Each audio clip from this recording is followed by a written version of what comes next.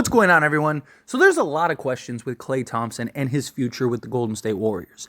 He is due for a new contract. A lot of questions are, will Golden State actually extend him? Will they give him a new contract? How much is Klay Thompson looking for? Does he look at it and go, okay, well, if I'm going to come off the bench, which we finally got to see sixth man Klay, and he dropped 35 on them folks, but if he looks at it and goes, well, hey, if I'm coming off the bench and I have a minimal role, or if the Warriors look to go in a different direction, right, and they just don't really want to pay him, it's very possible that Klay Thompson could be his days numbered with the Golden State Warriors. Now, I do think the Warriors will try to keep him to an extent. I don't think that they're going to pay him anywhere close to what he wants or what he thinks he should get from the Warriors, or at least the Warriors shouldn't. Look, I was of the camp that I thought the Warriors should have traded Klay and tried to go a new direction and tried to retool. Because are they really winning the championship this year? Probably not. But regardless, whatever ends up happening, Klay Thompson is a real question mark. And he's having a down year, without a doubt. He's not the same player that he once was, but he's still a very good player, and in the right situation, in the right environment, on the right team, he could still really have an impact. Even in a down year this season, 50 games so far, 49 started. As I mentioned, you got sixth man Klay. He's averaging just under 31 minutes per game. He's shooting 42% from the field on 14.6 attempts, but 9 of those attempts are from three-point range, in which he is shooting 37.3%, which is still really good. I mean, it's not Klay Thompson good, who's like a career 42% three-point shooter on 8 attempts, but it's still good by league standards, and he's shooting 49% from two-point range on 5.9 attempts. He has an EFG of 53.2. He's still averaging 17.3 points, along with 2.2 assists and 3.5 rebounds. He is still a dead-eye shooter that is a guy that on any night, in any moment, can absolutely just get hot, as we just saw. This is a guy that still has that in him. And if he becomes available, there are a lot of teams that are going to be interested in Klay Thompson. And based on reports that have came out, the Lakers are one of those teams, that the Lakers are going to have him as a target in the offseason should he end up leaving the Warriors. Again, I don't really think he's going to leave the Warriors. I do think that they'll kind of work something out. Klay Thompson has even said he's open to a more, reserved role, a more diminished role. He even justified it as like, hey, look, I'm only getting older. I'm coming off all these surgeries and injuries and stuff, all the years of rehab that I had to get back to this point. Like, at some point, we all have to kind of take a step back, which is a great way to look at it. But again, what does that look like for the Warriors? And do the Warriors look at him and go, okay, even in a diminished role, do we want to pay him 15, 20 million, whatever it is, right? So we'll see.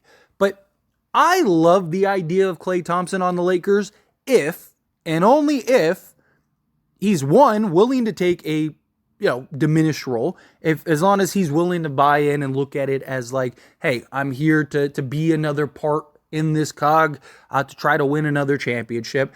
And 2, if he's willing to take pretty cheap, reasonable money, right? Like, if I'm the Lakers, I'm not paying him 18 to 20 million.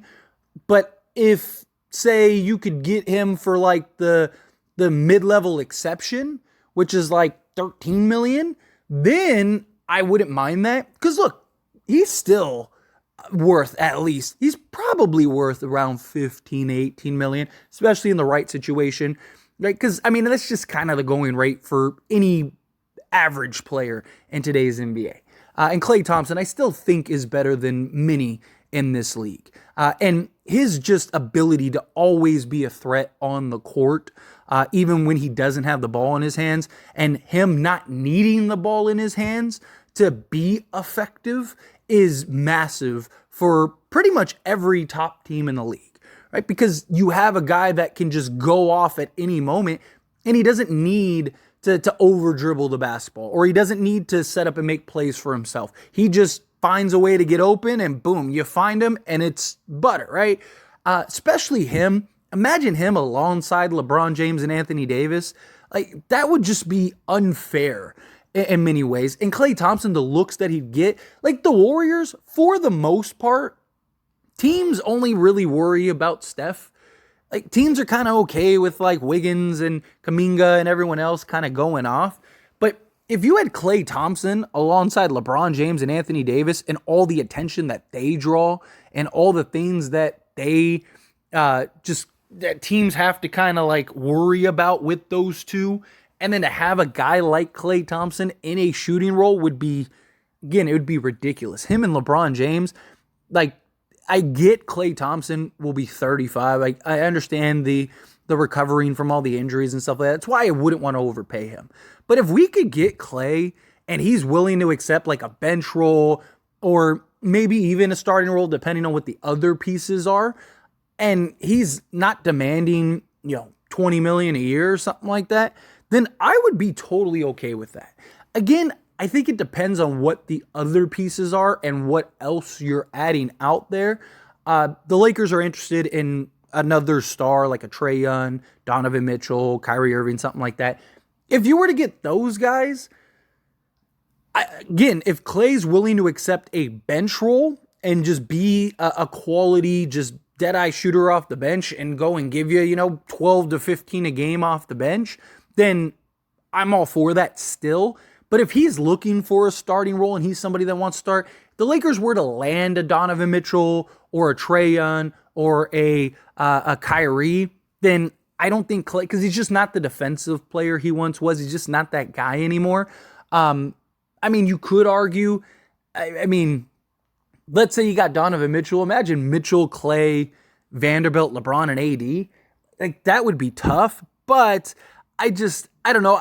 If you were to get a Donovan Mitchell or a Trae Young or even a Kyrie, I would want a more like solidified 3-and-D guy alongside those guys at the 2, right? Which Klay, again, he's not like atrocious, but he's not great defensively anymore.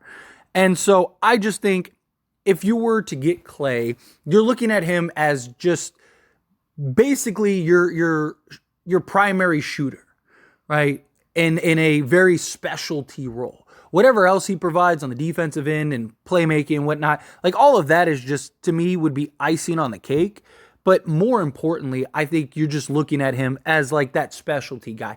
Think of like Ray Allen towards the end of his career, like with Miami and stuff, where he was just basically a spot-up shooter, played significant minutes and important minutes, but he was a guy that, like, they weren't expecting him to be Jesus Shuttlesworth anymore, right? They were expecting him to just kind of be a spot-up guy, hit some shots, knock down the occasional three, and just provide that scoring punch in that regard.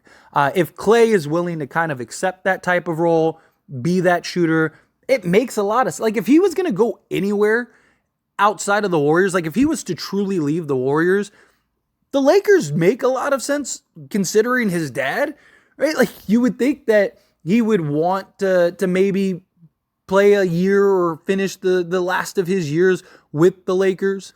And then also on top of that, it's not like he's not playing with gifted players, right? It's not like he's not playing with LeBron James and Anthony Davis and stuff. So I just think, you look at you look at Klay, and it's like the history and just the connections and links to the Lakers make a lot of sense. Who's on the team make a lot of sense. But to me, it's more so of like what else is around that team, right? If Klay is like your big acquisition, and it's like, oh, we got Klay Thompson, name wise, cool, but player wise, he's not the Klay Thompson that we, from the dynasty days with the Warriors. Again, he's still an excellent player. He's still a guy that I believe could go and give you 15 plus a night. And then there's always that occasional game, even if it's just like once a month or whatever. You basically got a free win every month because Klay Thompson is going to go off and drop 30 or drop 40 or something crazy. So just knowing that that's still the case, I think that there is a lot of value in that. But I just default to, one, how much is he going to demand And 2, what is he looking for as far as a role goes? And then 3, what else are you putting around these 3? Right? Klay, again, I love the idea of Klay Thompson, LeBron James, and Anthony Davis. Like, genuinely. I wouldn't have wanted them to trade for him or anything like, because he's making like $40 million. He's not anywhere near that anymore. And the amount of pieces and what you'd have to give up to go get him doesn't make any sense. But if you can sign him for free and he's like a free agent acquisition that you got in the offseason, like, sign me up for that. Again, it's not something that I expect or I think will ultimately happen. If he does become available, of course the Lakers should look into it. The Lakers need to at least do their due diligence because he is a guy that just is a perfect complement to a LeBron James and Anthony Davis. Talking about arguably the best shooter, even at this stage of his career, that LeBron has ever played with.